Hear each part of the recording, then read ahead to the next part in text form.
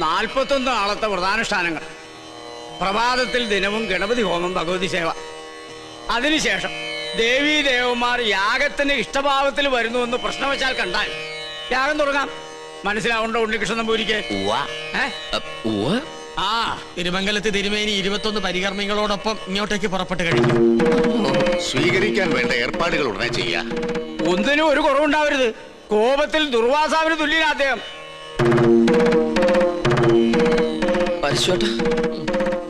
ഈ തിമിംഗലം അല്ല, ഒന്ന് ചോദിച്ചോട്ടെ, ഈ തിരുമംഗലം തിരുമേനിയും എന്തെങ്കിലും തെറ്റണ്ട കോപിക്കൂ?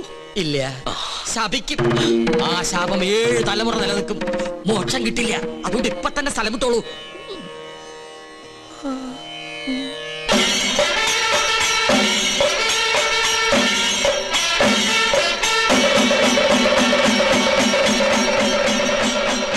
യാഗഫലം വേണ്ടത് ഈ കുട്ടിക്കാണല്ലേ? അതെ.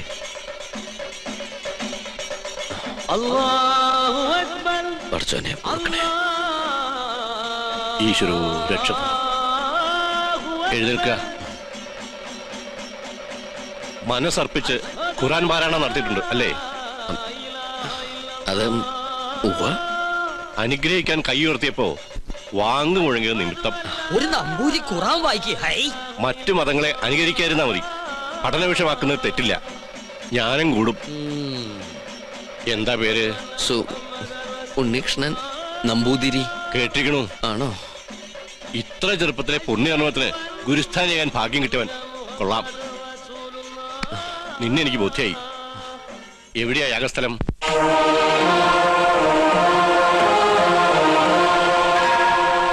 അന്തരീക്ഷം തൃപ്തികരം.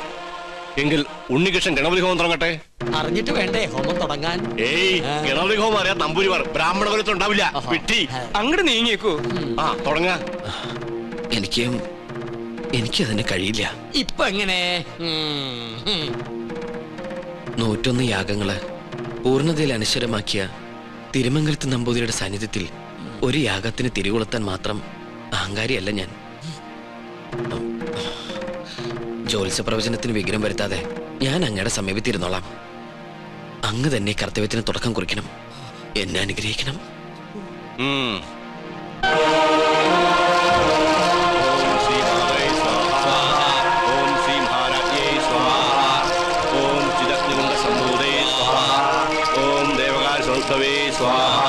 ഓം ഉദ്ഭാന സഹസ്രാവേ സ്വാഹ. ഓം ജിതഗ്രൂഢംബൂരേ സ്വാഹ.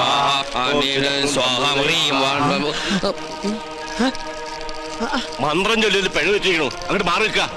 അദ്ദേഹം പറഞ്ഞത് കേട്ടില്ലേ? എണീറ്റ് പോവാ. അശ്രീകരെ ഇറങ്ങി പോവാ. യാഗത്തിന് ശേഷം കുടുംബത്തിൽ സകല ഐശ്വര്യങ്ങളും ഉണ്ടാകുമെന്നതിനാൽ ക്ഷുദ്രശക്തികൾ അതിനെ തടസ്സപ്പെടുത്താൻ ശ്രമിക്കും.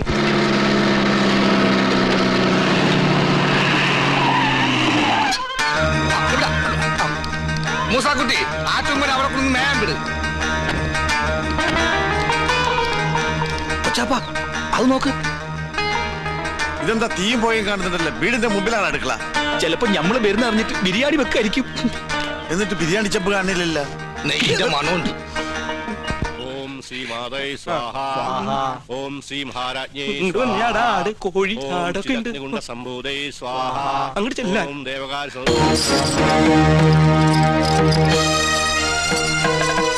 അവിടെ കുറ്റിയടിക്ക്. ഇത് തേക്കാണ്. എന്തായി കാണിക്കണേ? മാറിക്ക്. അന്യജാതിക്കാരി കൊട്ടാരടപ്പി കാലുകുത്താൻ പാടില്ല. ഇവിടെ ഒരു പുണ്യകർമ്മം നടന്നുകൊണ്ടിരിക്കുക. കോടതി വിധി പ്രകാരം ഞങ്ങളുടെ മാളത്താത്ത കിട്ടിയ സ്ഥലത്ത് കാലുകുത്താൻ ആരുടെ സമ്മതം ആവശ്യമില്ല. അളന്ന് തിരിക്കാനായിട്ടാണ് ഞങ്ങൾ വന്നത്. അളന്ന് മുറിക്കലും കുടിയേറലും ഒക്കെ യാഗം കഴിഞ്ഞിട്ട് മതി, അല്ലാതെ സമ്മതിക്കില്ല. കോടതി ഉത്തരവാണ്. വെറുതെ തടസ്സം നിന്ന് അകത്ത് പോകണ്ട. ഈ അളക്കടാ. ഇവരെ പിടിച്ച് പുറത്താക്കടാ. വേണ്ട ശ്രീകണ്ഠ, അവര് വിധി നടപ്പാക്കിക്കോട്ടെ. വരിക.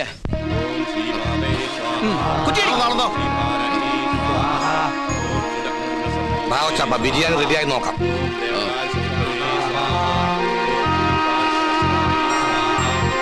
ഒന്ന് യൂറിൻ പാസ് ചെയ്തിട്ടു വരാം.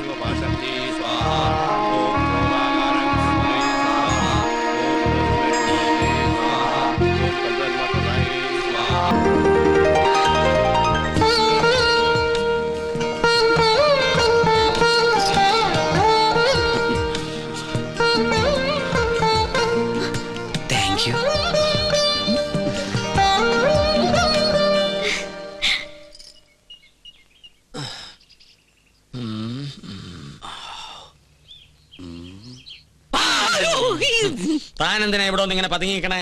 ഒന്നുമില്ല. ആ കാക്കാമാരെ കണ്ടപ്പോ താനെന്തിനാ ഓടിയത്? ഓട് ഞാനോ? നോൻ കണ്ടു താനൊന്ന് ഞെട്ടിയതും പെട്ടതും മുങ്ങിയതും. എന്നാ ഞാൻ എല്ലാം തുറന്നു പറയാം. പറയ്. പക്ഷെ ആരോടും പറയരുത്. ആരോടും പറയില്ല. പരസ്യോട്ട് വാക്കുതാ. കാണിച്ചിരട തെണ്ടി. പറയ്. ഞാൻ സംഗീത കോളേജിൽ പഠിച്ചോണ്ടിരുന്ന കാലത്ത് ഫീസ് കൊടുക്കാൻ കാശില്ലാതെ വന്നു. എന്റെ ഗതികേട്. കുറച്ച് പൈസ മുസ്ലിങ്ങളുടെ കയ്യിൽ നിന്ന് ഞാൻ പലിശക്കെടുത്തു. അതും 21%. Flat rate. പരീക്ഷ പാസ്സായി. പക്ഷെ പണം തിരിച്ചു കൊടുക്കാൻ എനിക്ക് കഴിഞ്ഞില്ല. ഇപ്പൊ അവരെന്നെ നേരി കണ്ട കൊന്നുകളയും. അങ്ങനെയാണോ? ഇത് ഇപ്പൊ തന്നെ അവരോട് പറഞ്ഞു നിന്നെ ശരിയാക്കി തരാടാ തെണ്ടി. പേടിക്കണ്ട, നോമുണ്ട് കൂടെ. എനിക്ക് തൃപ്തിയായി. കരയാണ്ടിരിക്കുക.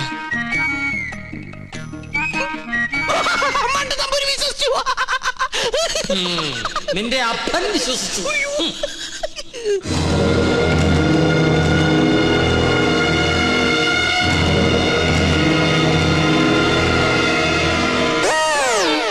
സ്വാമി, ആ പരച്ച നമ്പൂരി എവിടെയുണ്ട്? അവിടെ എവിടെയെങ്കിലും കാണും. നീ എങ്ങനെ ഇവിടെ വന്നു? മതിലിയാടി. അല്ല, തഞ്ചാവൂര് പാടാൻ പോയാ നീ എങ്ങനെ ഇവിടെ വന്ന്? നിന്നെ കാണാണ്ട് ഞാൻ എവിടേക്ക് അലഞ്ഞെന്നറിയോ? നിന്റെ കൊച്ചാപ്പന്മാര് നിന്നെ അന്വേഷിച്ച് കിടപ്പുണ്ടെന്ന് കേട്ട്. അയ്യോ, കൊള്ളാം, നല്ല വേഷം. നിന്റെ അമ്മ വീട്ടുകാർ നിന്നെ അംഗീകരിച്ചോ? അംഗീകരിച്ചു. ഉണ്ണികൃഷ്ണൻ നമ്പൂതിരിയായിട്ട്. ഒരബദ്ധത്തിൽ വന്ന് പെട്ടതെവിടെ, അതും പൂജാരിയായിട്ട്. പക്ഷെ ഇപ്പൊ തോന്നുന്നു പൂജ കഴിഞ്ഞാൽ ഇവിടുന്ന് തിരിച്ചു പോണ്ടാന്ന്. എന്നാലും നിനക്ക് വിവരത്തിന് ഒരു കമ്പി അടിക്കായിരുന്നു. വിവരമില്ലാത്തന്നെ കമ്പി കടിച്ചിട്ട് എന്ത് കാര്യം? പോട്ടെ, മറുപടി ആയിട്ട് ഒരു മണിയോട്ടെങ്കിലും അയക്കായിരുന്നില്ല നിനക്ക്? എന്തിന്? ഇങ്ങോട്ട് വരാനുള്ള വണ്ടിക്കാശായിട്ടെങ്കിലും ഉപയോഗിക്കായിരുന്നില്ലേ? കോളേജ് അടച്ചു, കാന്റീനും പൂട്ടി. ഞാനും എന്താ ചെയ്യണ്ടത്? നീ എന്തെങ്കിലും ചെയ്യേ. എന്നാ ഇവിടെ തന്നെ കൂടാല്ലേ? എനിക്കൊരു സഹായാവല്ലോ നീ. അതൊന്നും ശരിയാവില്ല. ഞാൻ തന്നെ ഇവിടെ മുള്ളയിലാ നിക്കണത്. ആ മുള്ളെടുത്ത് കളയാനെങ്കിലും ഒരാള് വേണ്ടേ? നീ പോയി എന്താ? അല്ല, നീ എന്തിനാ പരശു നമ്പൂരി അന്വേഷിച്ച് ഇവിടെ വന്ന്? കൊട്ടാരത്തിലെ കിരീടവും ചെങ്കുലും തരാന്ന് പറഞ്ഞ് എന്റെ കാശ് വാങ്ങിച്ചു. പരശു നമ്പൂതിരി നിന്റെ കയ്യിൽ നിന്ന് കാശ് വാങ്ങിച്ചോ? ഇപ്പൊ പരശുനമ്പൂരി കാണണോ അല്ലേ? അതെ. ഞാൻ പോയി വിളിച്ചോണ്ടിരാം. നീ ഇവിടെ തന്നെ നിക്കണേ. അത് തന്നെ എന്റെ ഉദ്ദേശം. നിങ്ങളുടെ അതിർത്തി ഇവിടെ വരെ വരും. ശത്രുക്കളോടുള്ള സമീപനം എങ്ങനെയാവണം? ക്ഷമ, സമാധാനം. പക്ഷെ അത് അവരെങ്ങനെ അറിയിക്കും? സമാധാനത്തിന്റെ വെള്ളക്കുടി കാണിക്കാം. എന്താടാ? അവിടെ ഒരു പൂണൂലിട്ട വന്ന് ചിറ്റിത്തിരുന്നല്ലോ. കൊച്ചാപ്പ, അയാൾ എന്താണ് കാണിക്കണത്? ഇവിടെ നമ്പൂതിരിമാരല്ലേ, കോണാൻ ഉടക്കണായിരിക്കും. അയാള് പിന്നെയും കാണിക്കണ ഏതാണ്ട് കളിയാക്കിയാണ്. എന്നാ പിന്നെ ചോദിച്ചിട്ടുള്ള കാര്യം പറ.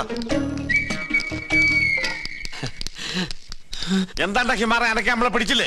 അവിടെ നിക്ക. നോ ഉപദ്രവകാരിയല്ല. ഒരു കാര്യം പറയാനുണ്ടായിരുന്നു. മൊല്ലാക്ക നിന്റെ ബാപ്പ. മുല്ലാക്കല്ല, ഇത് നമ്മുടെ കൊച്ചാപ്പ. കൊച്ചാപ്പയ്ക്ക് ആരെങ്കിലും കുറച്ച് കാശ് തരാനുണ്ടായിരുന്നോ? വാഴക്കായല്ല, പണം. ഉറുപ്പിയേ? അതെ, ഒരു ഹംക്കുണ്ട്. എന്നാൽ ആമിട്ട് നിങ്ങളെ കാണാണ്ട് അവിടെ പതുങ്ങി നിൽക്കണു. നോം കാണിച്ചരം വരിക. എന്താണ്ടാ ഇവൻ കോണാൻ തലയിലെ കെട്ട ഫാഷനായിരിക്കും. ഇവിടെ നിന്നോളൂ, നോം വിളിച്ചോടരാ.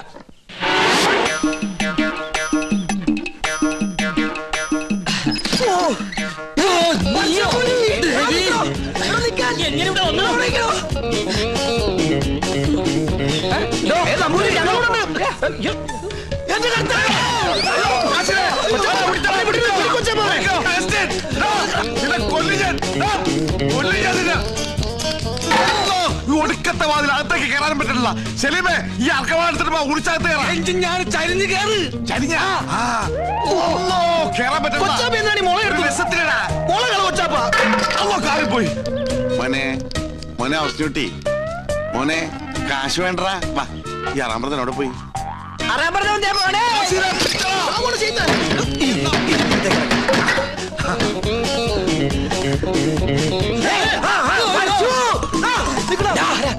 എവിടെ പോവാ? പിന്നെ നിൽക്കണ റാമ്പറ മോളെ വട്ടം. ഇനിയിപ്പോ എങ്ങനെ പുറത്തേക്ക് ഇറങ്ങാം? ഒരു മിനിറ്റ്, ഞാനൊരു ബുദ്ധി കാണിച്ചു തരാം. ഞാന് അയ്യോ കൊച്ചപ്പ,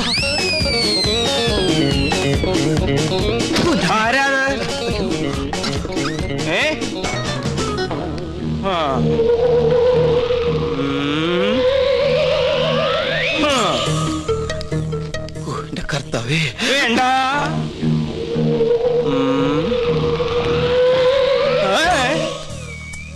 രാവും